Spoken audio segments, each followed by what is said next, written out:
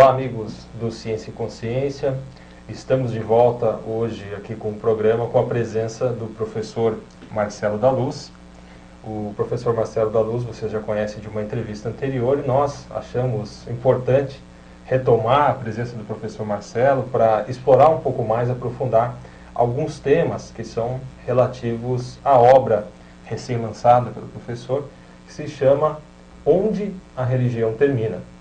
O professor Marcelo da Luz, para quem não conhece, foi religioso profissional, sacerdote católico, reitor de seminário e deixou a vida religiosa no ano de 2004. Tudo bem, professor Marcelo? Tudo bem, William. Bem. E hoje nós vamos abordar com um pouco mais de profundidade, vamos pedir uma ajuda sua para nós entendermos um pouco mais sobre a personalidade de Jesus Cristo. Na sua obra, você comenta que essa personalidade, que Jesus Cristo, foi construído ao longo do tempo. Você poderia explicar um pouco mais para a gente como foi essa construção? Sim. Importa primeiro dizer que quando nós falamos de Jesus Cristo, falaremos aqui não com o intuito de ofender as pessoas que são crentes ou de jogar lama, né, sobre esse personagem. Não é esse o nosso objetivo, mas algumas coisas que serão ditas provavelmente soarão ofensivas, soarão inconcebíveis para a maioria das pessoas, porque não só a nossa sociedade brasileira, mas as sociedades ocidentais, um terço da humanidade tem Jesus Cristo como o próprio Deus, o identificam com o próprio Criador do universo, uma figura divina. E algumas das coisas que nós falaremos aqui simplesmente desconstroem essa imagem, essa representação. Então, é importante, isso não é novidade para ninguém que estuda teologia, e estou me referindo aos pastores, aos padres, a uma série de pessoas leigas que hoje recorrem à teologia como um campo de conhecimento, que no estudo da personalidade que é Jesus Cristo, nós temos que diferenciar dois aspectos. Primeiro, o que nós chamamos de o Jesus histórico. O que é o Jesus histórico? É o indivíduo, Jesus de Nazaré, que viveu na Palestina no início da nossa era. E diferenciando do Cristo da fé, que são as interpretações feitas a respeito dele, já no princípio, da manifestação dele ao longo dos séculos. Então, o indivíduo Jesus existiu concretamente, sobre ele temos muito poucas informações. Mas é certo que existiu. É certo que existiu. Existem, como para todos os personagens da antiguidade, personagens assim chave, podemos lembrar o próprio Sócrates, figuras que não deixaram algo escrito, como Jesus não deixou nada escrito de próprio punho. E em certas épocas existem críticas ou desconfiança de que esses personagens teriam sido criados, mas existem mínimas, mas evidências assim, suficientes para que não possamos duvidar da existência desse indivíduo concreto. Agora, o salto de pensamento, e considerar esse indivíduo como alguém divino, nisso está todo o problema. Então, o Cristo da fé, porque Jesus Cristo não é um nome próprio. Jesus de Nazaré, geralmente os personagens da antiguidade eram conhecidos pelo local de origem, Nazaré, a cidade na Palestina. E agora, Jesus Cristo é um título honorífico, Jesus o Salvador, o Jesus o ungido, é uma tradução de uma expressão hebraica, o Messias. Então, Jesus Cristo é aquele que é ungido, ou o Salvador do mundo, alguém divinizado. Então, nós temos que diferenciar esses dois aspectos nesse personagem que nós conhecemos como Jesus. Jesus Cristo é alguém construído historicamente. Por que isso? Se nós observarmos os evangelhos que nós chamamos de canônicos, são os 4 evangelhos oficiais, você encontra na Bíblia cristã, seja na versão católica como na versão protestante, embora tenham existido dezenas de outros evangelhos que não entraram nessa lista oficial. Se você observa a história de Jesus contada nesses evangelhos, você vai perceber que existe uma evolução, um crescendo nessa questão da idealização dessa figura, né? Da consideração de que ele era um homem excepcional, um homem carismático, alguém que exercia uma influência grande sobre as pessoas, a paulatina, a gradual consideração de que ele era divino.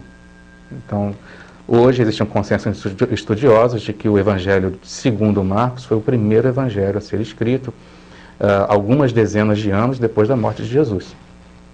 Então, até esse ponto, você tem histórias de pescadores. Você sabe histórias de pescadores, como os pescadores contam histórias, né? Todos os seguidores de Jesus eram pescadores. Então, ao longo de 30, 40 anos, né, você teve uma tradição oral. Ali pelo ano, só pelo ano 70, e isso aí é uma questão de debate entre os pesquisadores, você vai ter o primeiro evangelho, que é o Evangelho de Marcos. Ali, você tem sempre a consideração de Jesus como o Filho do Homem. Agora, mas bem nesse ponto, existiu então um período em que a gente poderia dizer assim, que Jesus se tornou uma espécie de lenda que passava de boca em boca entre as pessoas, e um período onde essa personalidade começou a ser construída planejadamente por outras pessoas? Isso aconteceu ou não? Sim, aconteceu.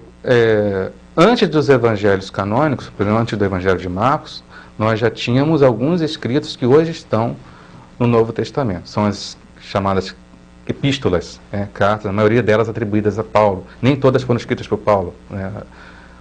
Uma série delas são apenas atribuídas a ele. Eram cartas esporádicas enviadas a certas comunidades que ele dirigia.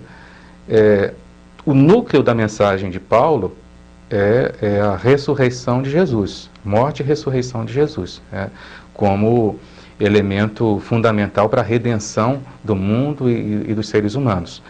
Mas em nenhum momento Paulo considera Jesus como Deus. Ele considera Jesus como alguém muito próximo do Deus hebraico, mas jamais como Deus. Mas existe todo um enaltecimento dessa figura como mediador único e sem o qual nós não teríamos a salvação. Mas em nenhum momento ele é apresentado como Deus. No Evangelho de Marcos, que é o primeiro, ele é considerado Filho de Deus. Mas sobre você nem imagina o volume de literatura que já foi escrito sobre isso. O que significa esse Filho de Deus? Os evangelhos seguintes, Mateus e Lucas, são praticamente cópias de Marcos. A maior parte do material que está neles vem de Marcos. E existe uma certa porção que vem de outras fontes. Mas eles também não chegam a afirmar a divindade de Jesus. Essa afirmação da divindade vai acontecer com o Evangelho de João, que é o evangelho mais tardio, data aí do ano 100. Alguns estudiosos chegam a projetar a data de redação desse evangelho para o ano 110. Então, esses evangelhos todos aconteceram, foram escritos num período de mais ou menos um século, é isso? Exato. E em concomitância, outros evangelhos foram escritos, também muitos outros também mais tardios, durante a maior parte da história esse material ficou perdido, mas hoje nós temos condições de comparar uma série de escritos que não entraram nessa lista. Mas só para resumir isso que nós estamos, esse crescendo na idealização, no Evangelho de Marcos, que é o primeiro, Jesus ele é apresentado como ungido, como Filho de Deus, ele é apresentado como alguém especial a partir do batismo. A missão dele como enviado especial começa no batismo. No Rio Jordão, João Batista, os personagens são conhecidos. Em Mateus e Lucas, essa eleição divina começa no seio materno. Então já há uma regressão. No Evangelho de João, ele aparece como alguém já divinizado, desde o início do universo. Então, quanto mais o tempo passa, mais existe essa idealização da figura. Tá? Ele vai se tornando menos homem, menos humano, Menos humano, se tornando mais divino. mais divino. Mas essas não, essa interpretação que aparece no Evangelho de João, ela não era única. Né? As interpretações sobre Jesus eram tantas quantas eram seus seguidores. Existiam outras correntes no princípio ali do século II, século III, os famosos cristãos gnósticos, eram uma série de tendências diferentes, existe uma complexidade de estudos sobre isso. Essas interpretações divergentes, tá, elas não capacitam, não capacitavam os cristãos a terem uma visão unívoca sobre Jesus. Então, o que hoje qualquer cristão que você encontra aí na rua, né, a maioria da sociedade brasileira professa o cristianismo, as pessoas têm uma ideia ingênua, né, de que essa revelação de que Jesus é a segunda pessoa da Santíssima Trindade, que Ele é Deus, né, que Ele trouxe uma mensagem de salvação, que Ele morreu pela humanidade. Isso aí é uma mensagem unívoca, né, uma mensagem clara, direta, confiada a um grupo, que era o grupo dos apóstolos, que fundaram a igreja, e que hoje todos os clérigos são representantes dessa primeira família, né, de mensageiros. As pessoas têm essa ideia ingênua dessa linha de continuidade. Jamais, isso é uma coisa que incomoda, vai incomodar, incomoda, mas não são ignorantes disso, os que estudam teologia, né, jamais houve uniformidade de pensamento no cristianismo. Desde o pequeno grupo que andou em torno de Jesus, né, atravessando os séculos, principalmente os primeiros séculos, não houve essa uniformidade que as igrejas cristãs alegam haver. Agora, como foi essa seleção, vamos dizer, se existiam várias interpretações, né? Porque esses evangelhos são os evangelhos que chegaram até a atualidade, vamos dizer, são os evangelhos oficiais, né? Como é que vocês selecionam eles? Já no século II, começou a haver, nessa briga de correntes, né, ou nessa divergência de correntes, começou a haver um movimento que mais tarde se tornaria vitorioso. É o que nós chamamos de cristianismo oficial. Né? O bispo Irineu de Lyon, já no século II, ele já era o defensor, né, de uma suposta verdade única, de um evangelho único, que seria o evangelho quádruplo, né? A mensagem de Jesus colocada nesses 4 evangelhos oficiais. Agora, é importante também para quem está nos assistindo saber que o que nós chamamos de evangelho não é uma biografia de Jesus, porque geralmente também essa é uma ideia ingênua, né, que a maioria dos crentes, a maioria das pessoas que ouvem falar em religião cristã, em evangelho, em Jesus Cristo, geralmente pensam nesse sentido. Você entende que a história de Jesus é contada na Bíblia, né? Exato. E quando nós falamos de história de Jesus, nós temos essa ideia moderna de biografia, né? de um relato feito por alguém que observou o nascimento, o crescimento, a obra pública desse personagem, e que haveria coisas objetivas ali a serem descritas. Mas isso não é realidade. O que é o Evangelho? É um gênero literário que foi construído à parte. Né? Em que ele consiste? Ele consiste, na verdade, numa atualização, numa interpretação que atualiza os supostos ensinamentos de Jesus para pessoas que estavam vivendo certos problemas em certas épocas. Então, os primeiros os evangelhos oficiais foram escritos dezenas de anos depois da morte de Jesus. Ora, as comunidades nas quais esses evangelhos surgiram, elas eram compostas por indivíduos que estavam vivendo uma série de conflitos, uma série de problemas, e eles queriam saber o que Jesus faria ou diria no lugar deles. Né? Mas eles tinham essas histórias das quais ouviram falar, certos relatos de milagre aqui, certos ditos atribuídos a Jesus ali, a história contada sobre a morte e ressurreição dele. Então, em um certo momento, uma pessoa, algumas pessoas, um grupo de pessoas, juntou esses relatos e deu a esses relatos uma certa ordem, né, tentando comunicar uma mensagem. Uma mensagem que era resposta aos problemas daquelas pessoas que estavam vivendo lá século depois. E que daí você entendia que hoje, por exemplo, uma missa, a pessoa que assiste uma missa, ela entende como se a própria personalidade de Jesus Cristo houvesse falado aquelas ideias, ele mesmo tivesse contado aquilo, e de certa forma a pessoa passa a dar até uma confiança então àquelas palavras, porque ela imagina ter vindo de Jesus Cristo, essa personalidade que tem um significado especial, divino, vamos dizer assim. Exato. Só um exemplo para o pessoal entender, né, do que a gente está falando. Todo mundo já ouviu falar aquela famosa história, que geralmente se conta na Semana Santa, de Pedro que chora depois que o galo canta. Né? Ele negaria Jesus 3 vezes antes que o galo cantasse 2 vezes. E todo mundo já ouviu, mesmo quem não é cristão, quem nunca foi cristão, já ouviu falar dessa história. Ora, as pessoas, quando essa história é lida ou contada durante a Semana Santa, elas imaginam aquela cena acontecendo. Né? Mas veja, isso não ocorreu historicamente. Por que essa história foi contada? Porque os cristãos lá do ano 90, 100, 110, ali no contexto do Evangelho de João, em certas situações estavam já sendo perseguidos. Tá? E na perseguição, eles eram obrigados a renunciar ao nome de Jesus, a renunciar ao seguimento de Cristo.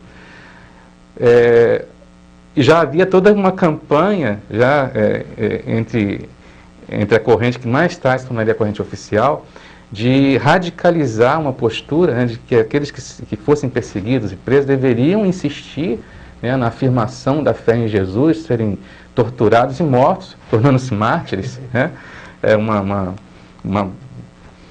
solução bastante radical para espalhar, né, ainda mais essa fé, e de forma que quem sofria tortura e morte era muito reverenciado, era muito admirado na comunidade. Mas quem fraquejava e voltava atrás, essas pessoas sofriam preconceito, sofriam pressão, né? Muitas vezes tinham seu retorno impedido. Né? Então havia esse problema. O que fazer com as pessoas que fraquejaram diante da ameaça de tortura, de prisão, de morte, né? E que negaram Cristo?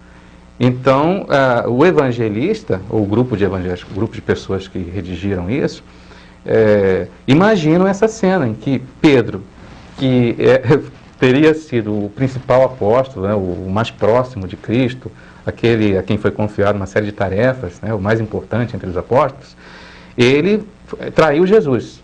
Ele disse que não era seguidor dele, quer dizer, reproduzindo aquela situação que muitos cristãos estavam vivendo naquele momento. E ele chora amargamente, se arrepende, mais tarde ele é chamado pelo próprio Cristo para apacentar as suas ovelhas, para ser o chefe, né, da igreja, etc. Então aquele que foi o principal apóstolo foi capaz de traí-lo e voltar. Né? Então esse retorno também deveria ser concedido aos outros que estavam vivendo naquele momento. Então veja, é uma situação criada. Tá? Ela não aconteceu. Mas é como se você estivesse recriando esse personagem, Jesus, numa situação totalmente nova, e ele está comunicando uma mensagem para as pessoas no presente. O Evangelho é isso. Né? E é difícil você não imagina o volume de coisas que já foram, as bibliotecas inteiras. É bem nesse ponto que eu quero segurar aqui um pouquinho, Marcelo, que nós vamos ter um intervalo aqui, só que quando a gente retornar, eu quero ver contigo o seguinte: qual é a porcentagem, afinal de contas, desses evangelhos que a gente pode considerar, então, como um fato, como uma realidade? Então, só um pouquinho, aguarde a gente aí, que nós já retornamos e a gente vai dar uma olhada nisso aqui com o Marcelo.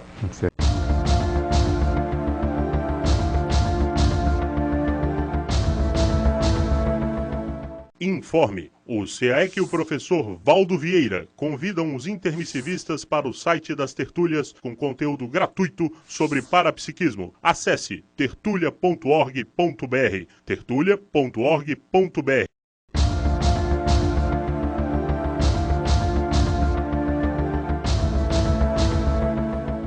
Olá, estamos de volta no programa Ciência e Consciência aqui com o professor Marcelo da Luz. E no bloco anterior, Marcelo, a gente deixou aqui, né, quicando em frente ao gol essa pergunta para você. Afinal de contas, do que a gente tem hoje, dos evangelhos, do que está hoje na Bíblia, qual é a porcentagem, o que tem de fato, de realidade lá mesmo, que as pessoas podem considerar com confiança? Eu vinha dizendo para você, você não imagina o volume de literatura que já foi escrita sobre esse tema, tentando justamente diferenciar o Jesus histórico do Cristo da fé. Embora esse seja um problema que começou a ser abordado há pouco mais de 200 anos dentro da história da teologia, né? Olha, existe um grupo que foi fundado nos Estados Unidos, um grupo de estudos, chamado The Jesus Seminar, ou Simpósio de Jesus. É um grupo formado por uma série de pesquisadores de ponta, alguns deles muito conhecidos. Claro, não são todos os pesquisadores, é um grupo, né, que tem uma afinidade de pesquisa, e eles se propõem justamente a tentar vasculhar e separar aquilo que teria sido originalmente proferido por Jesus daquilo que foi acrescentado, daquilo que é a interpretação póstuma, daquilo que é invencionice teológica, né? Vamos ser bem claros. Segundo as pesquisas desse simpósio, cerca de 18% do que está nos evangelhos canônicos viria do Jesus histórico.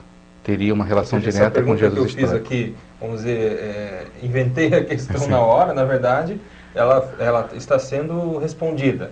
Existe um grupo que está pesquisando e ele quer saber exatamente a porcentagem daquilo que é fato e daquilo que foi uma invencionice. Exato. Mas não é só esse grupo, existe uma miríade de pesquisadores concentrados nesse tema. Agora, esse grupo assumiu uma postura bastante crítica e bastante aberta. Esse seminário, a cada 2 anos, ele é aberto ao público, as pessoas podem assistir às apresentações, podem participar, podem opinar. E esse grupo chegou a essa conclusão. E esses estudos estão em curso, 18%. Cerca de 18%. Do que existe hoje nos evangelhos pode ser considerado como um fato que realmente aconteceu? Seria essa a interpretação correta? Em alguns momentos você pode falar de fatos que estão à base de certos relatos. Por exemplo, é certo que Jesus realizou algumas curas, né? Mas não exatamente do modo como estão descritas ali.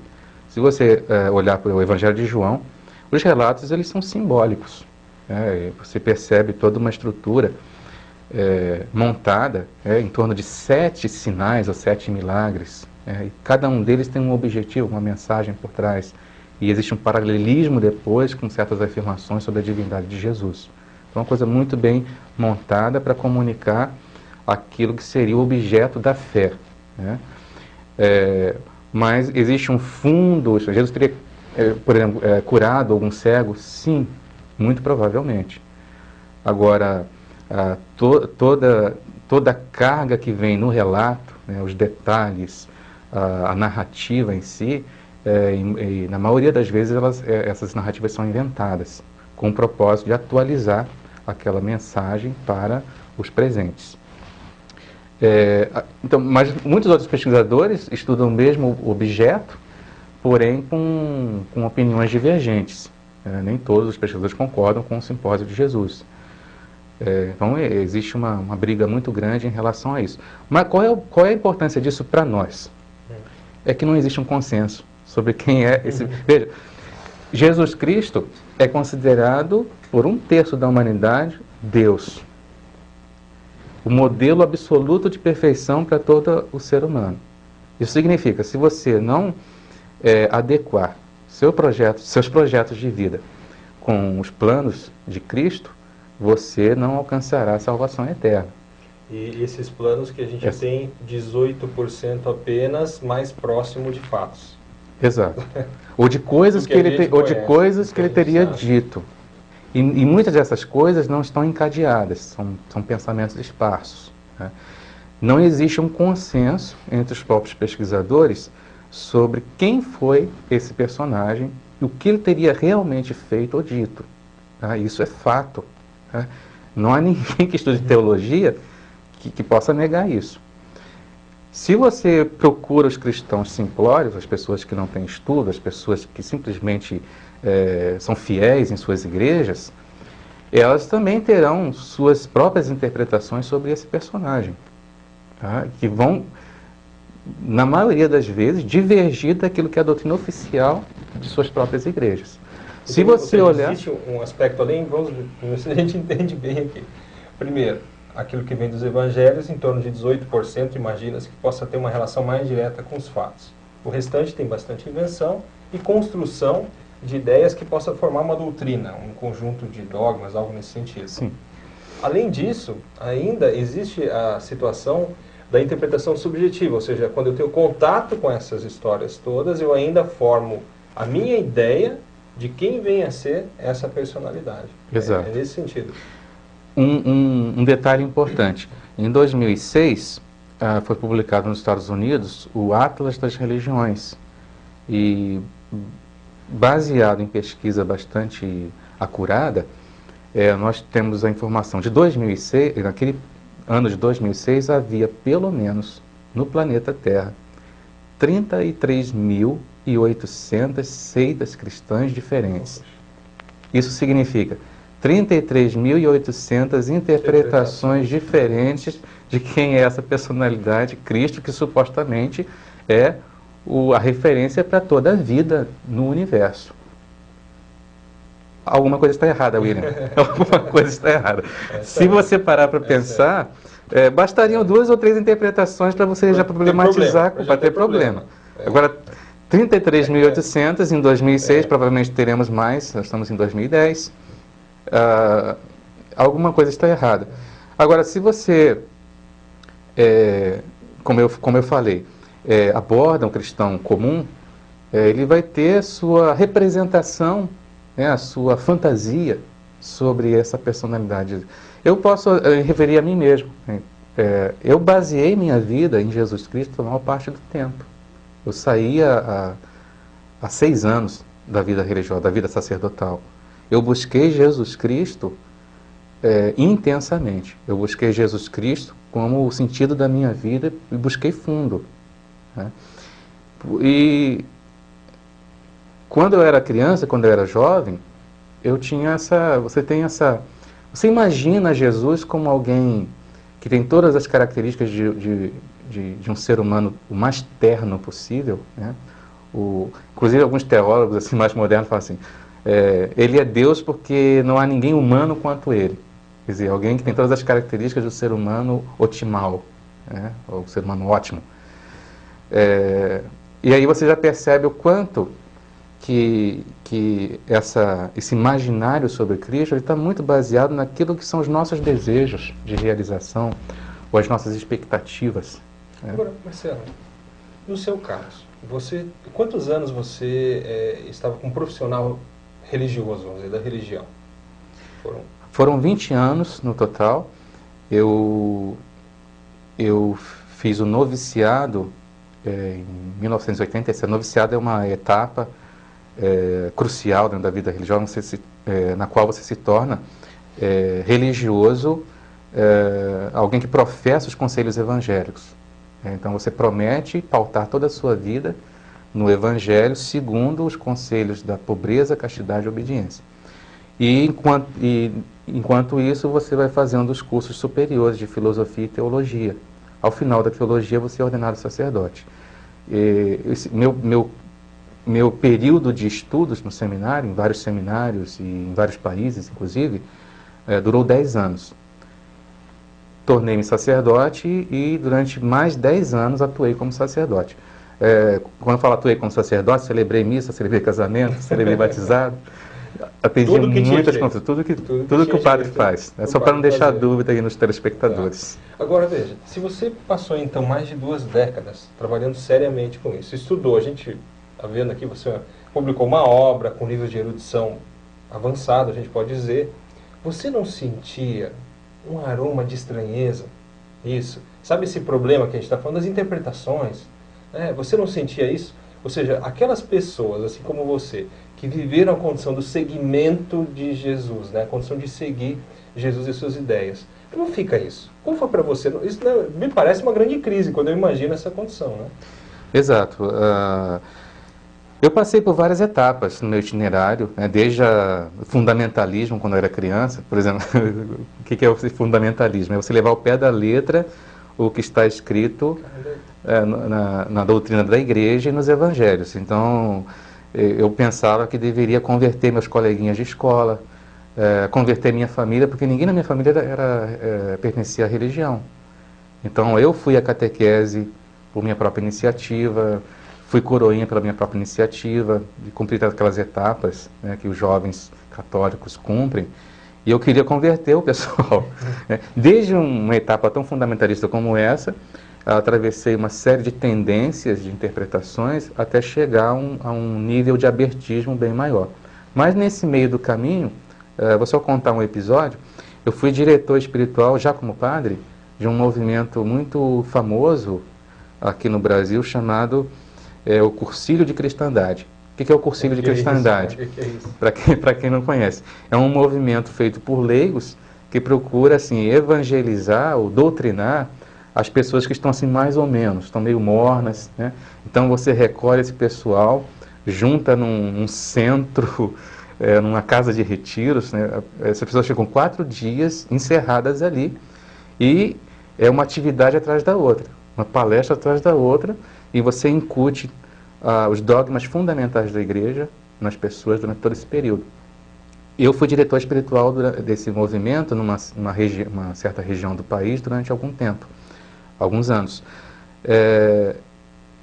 Algumas palestras dentro do cursilho são chave, e uma das palestras principais é essa, Jesus Cristo. Quem é Jesus Cristo? Então, existe uma série de atividades que preparam até você chegar àquela palestra. Ela deveria ser assim, um coração, né, de todo aquele trabalho. Ponto alto. Mas nem todas as palestras são dadas por padres. Os padres devem dar algumas, mas a maioria dos pronunciamentos devem ser feitos por leigos, para que os leigos vejam pessoas como eles que chegaram àquelas conclusões. Mas eu era muito zeloso nesse trabalho, então eu treinava o pessoal. E eu procurava incutir neles uma visão uma visão teológica mais moderna. Que eles pudessem... O que é essa visão teológica mais moderna? Porque geralmente, hoje eu convivo com pessoas que, muitas delas não passaram pela religião nessa vida, outras há muito tempo, ou outras tiveram assim, aquele conhecimento do catecismo, né, que era feito antigamente, que é aquela visão muito piegas, né, aquela visão assim, de uma religiosidade que é feita só de rezar alguma coisa, né? Não existe nenhum tipo de reflexão, não existe nenhum tipo de atualização disso para o mundo moderno, né? E eu, como alguém que sempre procurei estudar mais a fundo, me preocupava com o modo como as pessoas entendiam a fé, né? Procurar torná-la assim mais concreta para as pessoas, eu queria então levar principalmente para essa pessoa que deveria fazer a palestra sobre Jesus Cristo, alguma coisa que realmente impressionasse, que realmente tornasse assim, tangível, né, essa figura divina. Mas aí eu comecei a perceber que a minha ideia, ou a minha fantasia sobre Jesus Cristo, era inatingível, porque aquelas pessoas não tinham nível de estudos e de leitura, de educação, não passaram pelas mesmas etapas que eu havia passado. Para elas, aquela interpretação subjetiva que a gente estava falando, sim, sua, sim, você não conseguiria fazer com que essas pessoas chegassem, sim, até essa interpretação, sim, subjetiva também. Sim.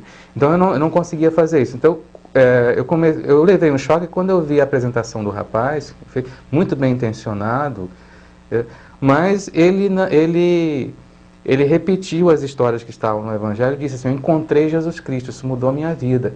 Mas eu pensei, o que ele encontrou realmente? O que eu encontrei realmente? Porque, na verdade, o que ele está repetindo é alguma coisa que alguém falou para ele. E alguém falou para esse alguém anteriormente. Né? E, na minha percepção, era algo muito superficial. Eu falei, isso não é suficiente para alguém mudar a sua própria vida. Né? Nós temos um intervalo agora, e daqui a pouquinho nós vamos voltar, rapidinho, e a gente vai explorar um pouco mais essa questão da pessoa então que está no segmento de Jesus Cristo, ou seja, ela segue essa personalidade, ela entende que essa personalidade está guiando, né? E de repente, num determinado contexto, ela percebe que não é mais isso. A gente já volta e vamos explorar essa ideia com o professor Marcelo.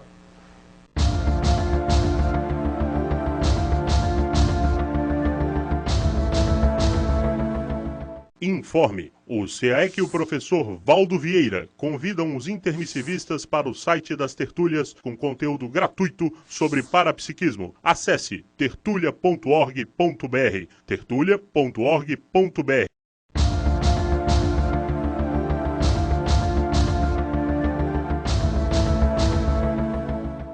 Olá, amigos do Ciência e Consciência, estamos de volta aqui para o terceiro bloco com o professor Marcelo da Luz. Muito interessante aqui a entrevista. E eu gostaria de pegar daquele ponto onde nós estávamos, Marcelo, ou seja, da pessoa que estava na condição do segmento de Jesus Cristo e num determinado contexto, por uma razão ou outra, e até você poderia nos ajudar a entender que razões fazem uma pessoa passar por isso, de achar que não é o caso de continuar a seguir, então, essa personalidade que é Jesus Cristo. Então, dessa percepção de que, na verdade, o que nós tínhamos, e que eu também tinha, de Jesus, era simplesmente uma representação, simplesmente uma fantasia, podemos dizer assim, eu comecei a perceber que eu também tinha dificuldade, em certos momentos, principalmente quando eu precisava explicar certas coisas que eu gostaria de explicar para as pessoas, gostaria de orientá-las para um senso ético mais avançado, gostaria de ir um pouco mais fundo nos problemas que elas apresentavam, gostaria de dizer coisas mais profundas do que para que elas pudessem acertar mais na vida, um pouco aquele sonho que eu tinha como padre, e eu percebia que eu não conseguia encontrar nos evangelhos fontes suficientes para isso. Era uma coisa que eu não podia dizer para ninguém naquele contexto, eu mesmo me surpreendia comigo, mas em muitas situações, porque para quem não está familiarizado, né, na Igreja Católica, principalmente durante as missas dominicais, você tem maior oportunidade de se comunicar com muita gente, e dentro da missa existe um momento das leituras bíblicas. Então, essas leituras já são pré-selecionadas pela própria igreja, existe todo um calendário que você tem que seguir, né? Então, os evangelhos são lidos pouco a pouco, até que se chegue ao fim, depois você inicia um outro ciclo. E essas leituras não podem ser mudadas. Então, em certas ocasiões, a mensagem a ser dada era uma, mas a leitura não ajudava. Não ajudava. Porque eu percebi uma série de coisas que tornava difícil justamente explicar aquela mensagem, porque o texto se prestava a má interpretação, ou a confusão, ou mesmo a mensagem contrária. Então, por exemplo, como é que eu poderia apresentar Jesus como o protótipo do pacifista, ou de alguém que representava muito para o mundo e deveria ser reconhecido pelo mundo como Salvador, e que teria uma mensagem de paz num mundo tão conflituoso e guerras explodindo a todo momento, em todo lugar, se eu me deparava com um texto em que Jesus, por exemplo, recomenda aos discípulos que eles devem portar espadas. E que ele veio não para trazer a paz, mas para trazer a espada. E a pessoa que é cristã já reconheceu esse texto, está lá Então, lá no livro, eu elenquei uma série de coisas que nós podemos chamar de falhas no pensamento e na obra de Jesus Cristo. Vê, isso para a maioria das pessoas é inconcebível. Você poderia trazer algumas dessas Sim, falhas? Com certeza. Então, uma delas é essa que eu acabei de mencionar, que é o antipacifismo. Que é um outro aspecto que eu exploro no livro, numa série de capítulos, essa relação entre religião e violência, de como a mensagem bíblica ela é ambivalente. Você pode recavar trechos que fundamentam a paz e trechos que fundamentam a guerra. E, em certas situações, o mesmo texto pode dar as duas mensagens, as duas interpretações divergentes. E você, então, precisa retrabalhar, reinterpretar esses textos. Você encontra pessoas que vão dar uma interpretação muito diferente da sua. de forma que, se você pudesse tirar esse texto fora e ler uma outra coisa, seria preferível. É claro que a maioria dos padres não pensa desse modo, sequer às vezes enxergam esse problema, mas eu enxergava esse problema. Isso era terrível para mim. E como você passava por isso, Marcelo? Bom, eu procurava, eu estudava muito, eu procurava assim, os melhores comentários, os melhores exegetas, né? E procurava. Só que para você desbastar esses problemas, você precisa entrar em certos detalhes exegéticos, quer dizer, de interpretação da Escritura. E o povo não tem escolaridade para isso. Então eu me deparava muitas vezes com pessoas que diziam: mas o senhor está falando de uma coisa, é até bonito isso, mas isso não está escrito lá na Bíblia, o que está escrito é isso.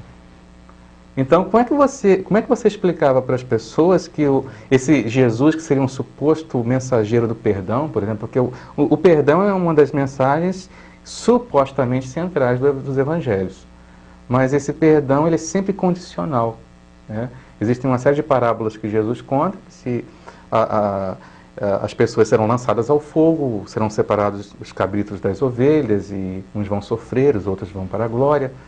Então, essa recomendação do perdão é algo compulsório, né? É algo exigido, não é algo incondicional. Então é uma mensagem bastante deficitária, né? E eu gostaria de encontrar, naquele período, né, eu gostaria de encontrar passagens que fossem claras, que tivessem um teor de sabedoria, que eu encontrava em outras fontes. Lembre-se, eu ainda era religioso, né, naquele período, então eu lia coisas em outras tradições orientais, no budismo principalmente, zen budismo. Eu encontrava mensagens que cairiam como uma mão na luva para comunicar uma mensagem de que nós precisamos pautar nossa vida no ideal da paz, mas não conseguia fundamentar isso pelo Evangelho. E era bastante complicado passar por isso. Alguma vez você tentou fazer algo prático nesse sentido? Sim, eu era muito criativo no sentido, e para isso você tinha que até transgredir certas leis da igreja. Eu me dava muita liberdade litúrgica, então às vezes eu substituía certas leituras. Isso não era permitido, mas eu criava teatro, eu muitas vezes traduzia, porque a versão que você tem para ler é uma versão que soa muito estranha à população, porque é uma versão muito bem construída, na segunda pessoa do plural, e as pessoas não vivem isso no dia a dia. Então eu retraduzia aquilo numa linguagem popular, criava histórias, teatro, trabalhava com jovens, essa coisa toda, mas eu percebia que era um forçar muito a barra. Era a minha religião, eu era pároco de uma paróquia de um único habitante que era eu mesmo, né? E hoje eu posso dizer que todo teólogo é o pároco de uma paróquia de um habitante só, porque a interpretação dele, que parece muito brilhante, mas que não fará sentido para a maioria das pessoas.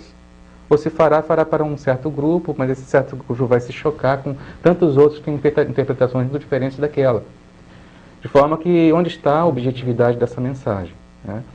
Então, hoje, eu penso que nós precisamos assim, debater abertamente a questão da mensagem bíblica como você tem que tirar toda essa crosta do dogma. Hoje eu estou livre para fazer isso, naquele tempo eu não era livre para fazer isso. Agora, isso então, não é tão simples, não é tão simples. Como é que uma pessoa, hoje, se você for pensar bem, né? Uma pessoa que fale alguma coisa que aborde a realidade da personalidade de Jesus Cristo, não como o ser que é um Deus ou é o Filho de Deus, mas como um ser humano. Isso não é bem visto. Eu imagino que deva ser difícil também, e não sei nem se é possível fazer isso hoje dentro do contexto religioso de alguma maneira. Geralmente os teólogos, principalmente teólogos mais modernos, porque existem diferenças de enfoque teológico, né? Existe aquele enfoque mais fundamentalista, ou doutrinário, no sentido ortodoxo, de que falou, está falado, né? E você tem que baixar a cabeça, obedecer. Jesus é Deus, se Ele quer castigar, Ele vai castigar, mas Ele quer perdoar, Ele não quer, é a pessoa que se joga no inferno, todos esses artifícios, né? Mas existe uma série de correntes mais modernas que procuram, assim, fazer a interlocução dos conteúdos doutrinários ou teológicos com outras ciências humanas, psicologia, sociologia, história. E aí você tem uma série de reconstruções que muitas vezes tentam fundamentar ou justificar aquilo que é absurdo, né? E então, mesmo aqueles que se deparam com certos questionamentos, como eu me deparava, às vezes acabam dando nó em pingo d'água e voltando a reforçar a própria crença. Mas eu não fiquei satisfeito com as explicações que eu recebia, com as coisas que eu estudava dentro da teologia, e passei a perceber uma série de falhas no pensamento e na obra de Jesus Cristo. De forma que, quando eu digo Jesus é humano de verdade, com as falhas que nós estamos sujeitos a cometer. Então, lá no livro eu elenco pelo menos 15 falhas no pensamento e na obra dele, imaturidades, provas da inépcia, né, dessa consciência. E isso será difícil assim, para o leitor que é religioso, e eu penso que muitos que estão acompanhando aqui estejam assim, com um nó na garganta, né, ou já desligaram. Mas nós precisamos realmente enfrentar isso. Então você tinha me pedido alguns desses exemplos. Não, já citei o antipacifismo, né? Mas uma das coisas que muito me impressionavam era como o amor, que é um outro conteúdo, que é visto como o núcleo, né, do Evangelho, e os religiosos modernos falam de amor incondicional. Jesus é o arauto, o mensageiro do amor incondicional. Como esse amor, na verdade, pregado por Jesus, é um amor condicional e sectário. Né? Por quê? Eu vou me lembrar até um pronunciamento feito até fora da tradição católica, né? Chico Xavier, que é um outro personagem célebre e protagonista dentro do Espiritismo. Recentemente, a Rede Globo apresentou um especial sobre ele, e o final desse especial mostra o próprio Chico dando uma entrevista e dizendo que ele não encontrou, ele já estava bem adiantado em anos, né? Ele não havia encontrado até então uma filosofia de vida que melhor retratasse o que seria a missão do ser humano. E essa filosofia de vida estava resumida na frase dita por Jesus na última ceia, né? Amai-vos uns aos outros como eu vos amei. As pessoas, quando ouvem isso, dizem, tudo bem, nós podemos encontrar uma série de probleminhas nos evangelhos, muita coisa não está clara, mas uma coisa é certa, o amor, né, nessa versão, amai-vos uns aos outros como eu vos amei, é a mensagem principal para toda a humanidade, e isso faz com que nós continuemos a considerar Jesus Cristo como a referência, o fundamento, o ideal de perfeição. Agora, se você for lá no Evangelho onde isso está escrito, você vai perceber que no Evangelho de João, na última ceia, esse amai-vos uns aos outros não é um amor universal, é aquele apreço, aquela consideração, aquele amor que os discípulos deveriam ter uns pelos outros, entre eles. E eles estavam em franca oposição aos judeus, que eles viam como inimigos, satanizavam os judeus. Eu precisaria de um programa inteiro para poder explicar isso, mostrando nos textos, né? Mas existe uma satanização dos judeus, e existe também uma satanização que não é tão aparente, mas hoje, tendo uma série de outros escritos que foram recuperados, por exemplo, o Evangelho de Tomé, nós podemos perceber que o Evangelho de João foi provavelmente uma reação ao Evangelho de Tomé, porque o Evangelho de Tomé apresenta um Jesus Cristo, uma interpretação muito diferente daquilo que aparece no Evangelho de João. No Evangelho de João, Jesus é Deus e não há paralelo com ele, né? Você precisa reconhecer essa diferença, você precisa reconhecê-lo como caminho, a verdade e a vida. A sua existência depende radicalmente dele. No Evangelho de Tomé, Jesus é um mestre que orienta para a verdade, mas uma vez que o discípulo, o aluno, chegou a essa verdade, ele se torna um igual. Ele é um orientador, ele não é um mestre absoluto. E existia essa rivalidade entre essas comunidades, e o Evangelho de João deixa transparecer isso. Tanto é que aquela famosa história, que todo mundo sabe, o Tomé, que é o incrédulo, né? O São Tomé, que precisa ver para crer, é uma história que está no Evangelho de João justamente para desacreditar aquela tradição. Porque não era interessante você ter uma interpretação de Jesus como alguém que era assim muito liberal, que colocava as coisas horizontalmente. No Evangelho de João você tem uma obrigatoriedade de reconhecer Jesus como Deus. É uma mega idealização, né? Então esse amor tem nada de amor universal ou algo que possa fundamentar a orientação que nós devemos adotar para a nossa vida. No É um amor entanto, é um sectário. argumento na tentativa de mostrar que pode até existir alguns erros nos evangelhos. No entanto, essa é uma verdade que não poderia se ir contra. Exato. No entanto, é uma verdade com uma interpretação que distancia ela do que seria a realidade mesmo do que Exato. aconteceu. E antes que o pessoal comece a me engolir e mandar mensagens negativas aqui no nosso blog, nós não estamos questionando o bem feito pelo Chico Xavier, o bem feito pelos cristãos nas seitas cristãs, a caridade feita, tudo isso tem o seu relativo valor. Né? Só é ilegítimo você fundamentar, dar como justificativa para essas ações altruístas esse amor pregado no Evangelho, porque é um amor que leva a outra direção.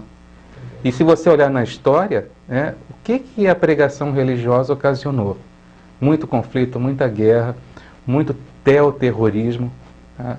A história repleta de episódios sangrentos justamente porque isso está lá no Evangelho como semente. Isso é uma coisa muito séria, William.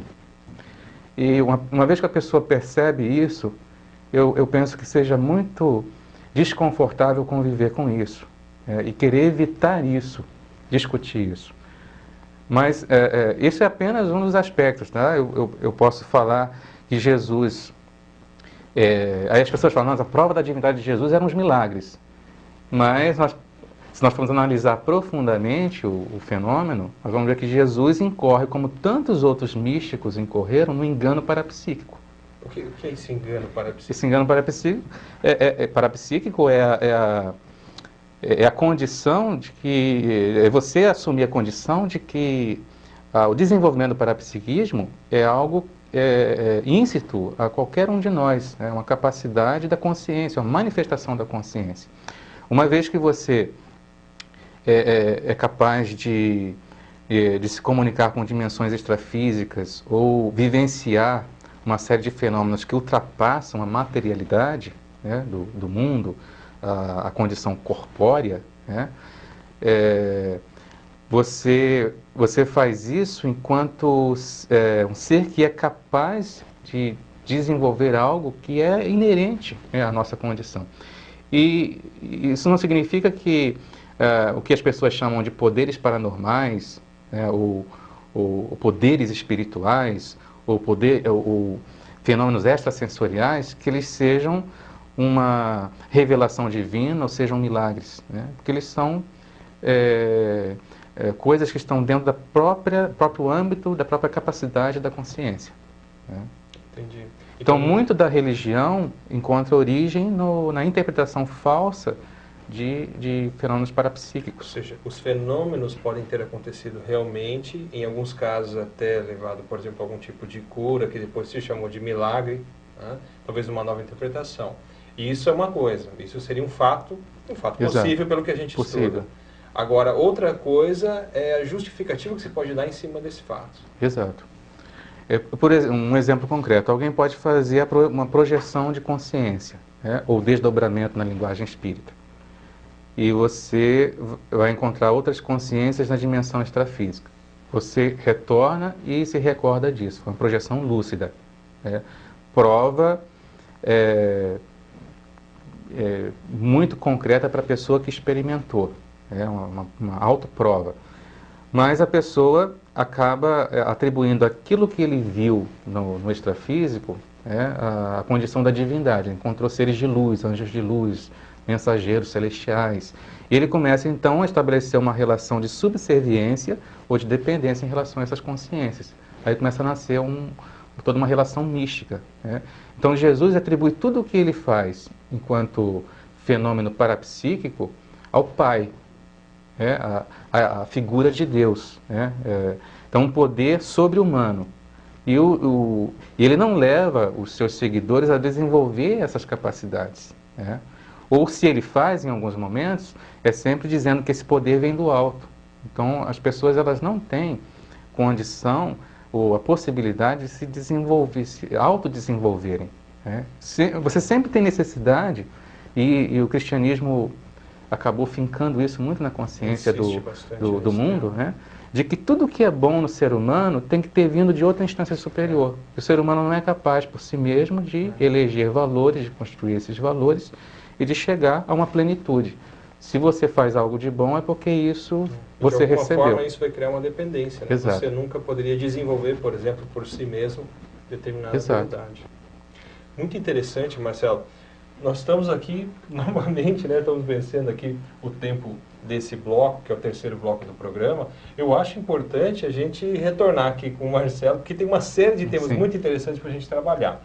Então, eu quero te agradecer a presença nesse programa de hoje e também lembrar, né, nós vamos ter o lançamento da sua obra, né, a obra Onde a Religião Termina, é uma pergunta, né, onde a religião termina. E o lançamento vai ser no dia 5 de fevereiro. 5 de fevereiro. Estiver nos assistindo 5 de fevereiro de 2011. 2011. Né? De 2011. Então, tá bom. Muito obrigado, Marcelo. Obrigado aí aos nossos espectadores. E até o próximo programa Ciência e Consciência.